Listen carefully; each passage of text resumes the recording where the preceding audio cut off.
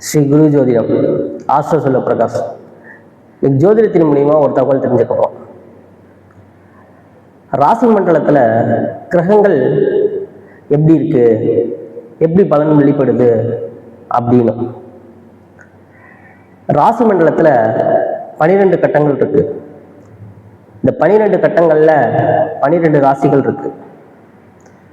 மேச ராசி, ரிஷப ராசி, மிதுன ராசி, கடக ராசி, சிம்ம ராசி, கன்னி ராசி, துலா ராசி, விருச்சிக ராசி, தனுசு ராசி, மகர ராசி, கும்பராசி, மீன ராசி. இதுல ரொம்ப முக்கியமா பார்க்கப்படுது என்னன்னா, ஒரு ராசிய உடல் காரகத்துவம்னு லக்னத்தை உயிர்னு சொல்லுவாங்க.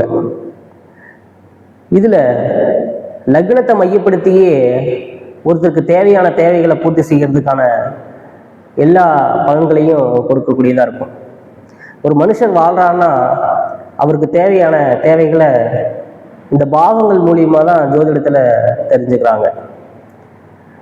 அவருக்கு கல்வி கிடைக்குமா, கிடைக்காதா, நல்ல உடல் ஆரோக்கியத்தோட இருப்பாரா, இருக்க மாட்டாரா, எப்படிப்பட்ட வாகன சுகங்கள் அணிவிப்பாரு, எப்படிப்பட்ட தந்தையை பெறக்கூடியவராக இருப்பாரு, எப்படிப்பட்ட பூர்வீகத்தை பெறக்கூடியவராக இருப்பாரு, அவருக்கு எப்படிப்பட்ட நோய்கள் வரும், எப்படிப்பட்ட கடன்கள் இருக்கும், அந்த வழக்கு சார்ந்த விஷயங்கள்ல அவர் சந்திப்பாரா, சந்திக்க மாட்டாரா, மனைவி எப்படி அமையும், தொழில் எப்படி அமையும், லாபம் எப்படி இருக்கும், வருமானம் எப்படி இருக்கும், இப்படி பலதரப்பட்ட விஷயங்களை ஒன்று சேர்த்து சொல்றதுதான் அந்த பாவகமா இருக்கும்.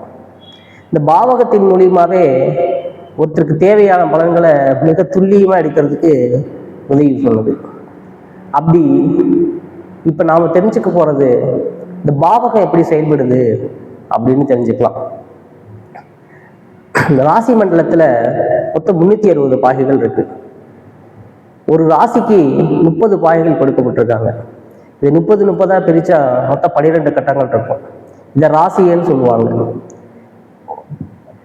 அதே போல இந்த பாவங்களையும் 30 பாகங்களா பிரிச்சிருக்காங்க. இந்த பாவகத்தின் மூலியமா தான் ஒருத்தருக்கு எப்படிப்பட்ட தேவையை அனுபவிக்கிறது அப்படின்னு தெரிஞ்சுக்கிறோம். சூரிய உதயத்தை வச்சே ஒருத்தருக்கு லக்னம் தீர்மானிக்கப்படுது. ஒருத்தர் காலையில பிறப்பாரு, மத்தியானம் பிறப்பாரு, நைட்டு பிறப்பாரு. இப்படி எந்த காலநிலையில பிறந்தாலும் அவங்களுக்கு எப்படிப்பட்ட பலன்கள் வெளிப்படுது அப்படிங்கிறது இந்த சூரியன் உதயமாகிற நாள்ல இருந்து அது தெரியப்படுது. இப்ப காலையில ஒரு 7 மணிக்கு ஒருத்தர் பிறக்கிறாங்கன்னா அவருக்கு சூரிய உதயம் 6:30 மணிக்குன்னா அது எந்த மாதத்துல இருக்காங்களோ அந்த மாதத்தை வச்சு அவருக்கு அந்த லக்னமா பாவிக்கப்படும். இப்படி லக்னத்தை பொறுத்தே எல்லாமே நகரும். ஒரு ஜாதகருக்கு தேவையான அனைத்து தேவைகளையும் லக்னத்திலிருந்தே முதல்ல சொல்லப்படுது. லக்னத்தை உயிர்னு சொல்லுவாங்க.